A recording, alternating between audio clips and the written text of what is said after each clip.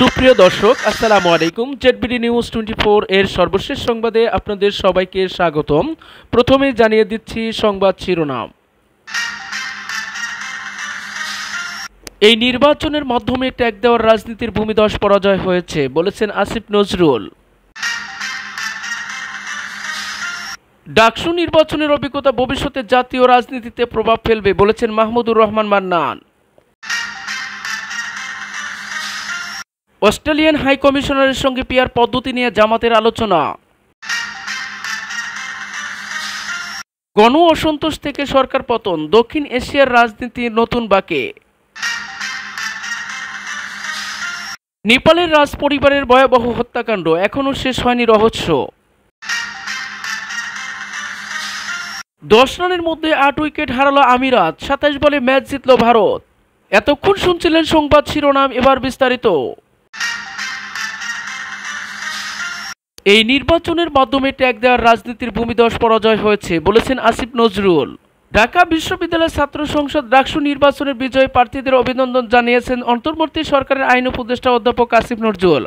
বুধবার রাতে নিজের ভেরিফাইড ফেসবুক আইডিতে এক পোস্টে এই অভিনন্দন জানান তিনি।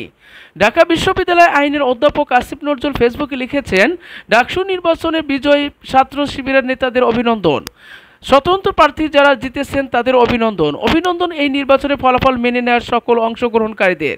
ছাত্র শিবিরের বিশাল বিজয় নিয়ে নানান বিশ্লেষণ এখন চলছে। উল্লেখ করে অধ্যাপক আসিফ নজরুল লিখেছেন, আমি শুধু একটা কথা বলবো, এই নির্বাচনের মাধ্যমে ট্যাগ দেওয়ার রাজনীতির ভূমিধস পরাজয় হয়েছে।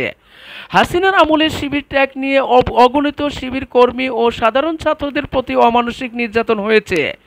শিবির সন্দেহের পেটানোর পর পুলিশের সোপর্দের ঘটনা ছিল নিত্য নৈমিত্তিক। আমি অবিরাম এর তীব্র প্রতিবাদ করেছি। নানান হুমকি ও আক্রমণ এসেছে, কখনো থামিনি।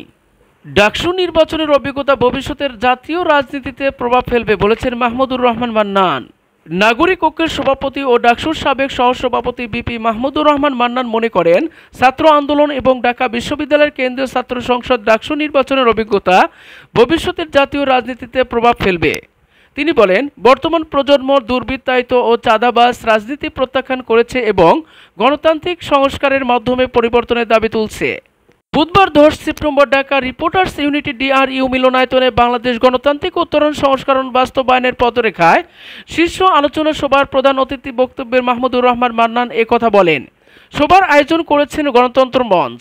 অস্ট্রেলিয়ান হাই কমিশনারের সঙ্গে পিআর পদ্ধতি নিয়ে জামাতের আলোচনা। জাতীয় সংসদ নির্বাচন ও পিআর পদ্ধতি নিয়ে ঢাকায় নিযুক্ত অস্ট্রেলিয়ান হাই কমিশনার সুশান রাইলের সঙ্গে বৈঠক করেছেন বাংলাদেশ জামাতে ইসলামের একটি প্রতিনিধি দল।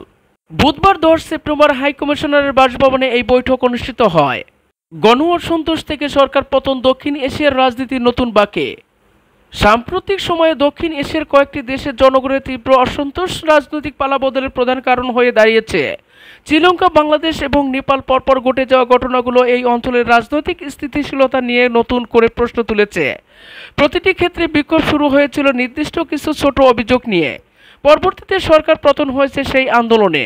এই বিক্ষোভগুলোর একটি সাধারণ বৈশিষ্ট্য হলো ক্ষুদ্র জনতার পুঞ্জীভূত ক্ষোভ। তারা দীর্ঘদিন ধরে প্রচলিত রাজনৈতিক ব্যবস্থা এবং দুর্নীতিবাজ অভিজাত শ্রেণীর প্রতি হতাশ। এই গোষ্ঠীগুলোকেই তারা লাগামহীন দুর্নীতি, গভীর বৈষম্য এবং অর্থনৈতিক দুর্ভোগের জন্য দায়ী মনে করেন। তরুণ সমাজ প্রায়শই এই আন্দোলনগুলোর নেতৃত্ব দিচ্ছে, যা কখনো কখনো মারাত্মক সহিংস রূপ ধারণ করছে এবং প্রায়শই একটি রাজনৈতিক শূন্যতা তৈরি করছে। নেপালের রাজ পরিবারের ভয়াবহ হত্যাকাণ্ড, এখনও শেষ হয়নি রহস্য। নেপালের রাজতন্ত্রের কথা উঠলে আজও এক ভয়ঙ্কর এবং রহস্যময় ঘটনার কথা সবার মনে পড়ে যায়। 2001 সালে 1 জুন কাঠমান্ডু নারায়ণহিতি প্রাসাদ এখন একটি জাদুঘর। সেদিন সাক্ষী ছিল এক নারকীয় হত্যাকাণ্ডে। এই হত্যাকাণ্ডে রাজপরিবারের প্রায় সব সদস্যকে নৃশংসভাবে হত্যা করা হয়। বলা হয়ে থাকে, এই নারকীয় হত্যাকাণ্ডের পিছনে ছিল তৎকালীন যুবরাজ দীপেন্দ্র বিক্রম শাহ দেব। 10 রানের মধ্যে 8 উইকেট হারালো আমিরাত, 27 বলে ম্যাচ জিতল ভারত। ইনিংসের অষ্টম ওভার যখন শেষ হয় সংযুক্ত আরব আমিরাতের রান 2 উইকেটে 47। কে ভেবেছিল পরের ওভারে এই ইনিংসটাই ভেঙে রীতিমতো চুরমার হয়ে যাবে। দুবাইয়ে গতকাল এশিয়া কাপের ম্যাচে ভারতের বিপক্ষে এমন দৃশ্যই হয়েছে সংযুক্ত আরব আমিরাতের।